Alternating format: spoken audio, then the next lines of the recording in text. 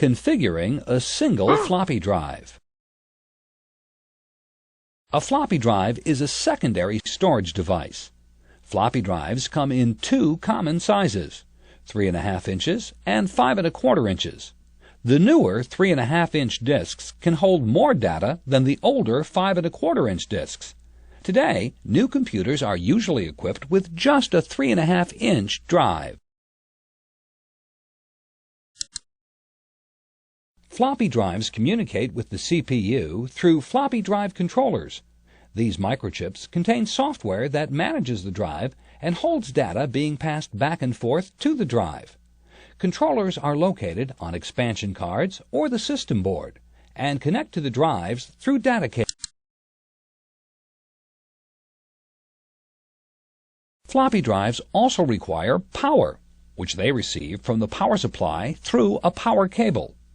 The power cable usually plugs into the back of the logic board that sits on top of the drive. The logic board. Floppy disks, no matter what size, store data in the same way. All disks, when first manufactured, have nothing written on them. They're just blank sheets of magnetically coated plastic. Before data can be written on a disk, the disk must first be mapped out in concentric circles called tracks and pie-shaped wedges called sectors. This process of preparing the disk to receive data is called formatting. Upon arriving at the bakery, Brian and Mike get ready to replace the drive that Kurt damaged with his knife. They set the computer on the grounding mat and follow the proper ESD procedures. Then they remove the damaged 3.5-inch drive and install a new one in the computer.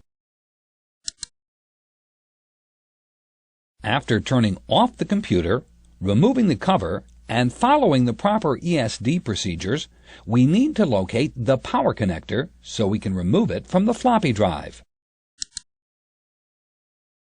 We've removed after drive. We've removed the data cable so you can see the power connector. Let's unplug the power connector from the back of the floppy drive. Go ahead and click Next, and we'll unplug it for you. Good. Next, we need to find and unplug the data cable from the system board. Here's the floppy drive controller connector on the system board. Now that we've located it, let's unplug the data cable from the floppy drive controller connector. Click the data cable's connector. Good job! We've plugged the data cable back into the floppy drive so that you can see how it's connected. Let's see how to unplug it. There it is. When unplugging the data cable from a floppy drive, it's very important not to bend the pins on the drive. Okay, let's unplug it. Good. Now that all the wires and cables have been disconnected, we're ready to unscrew the drive from the drive bay in the computer chassis.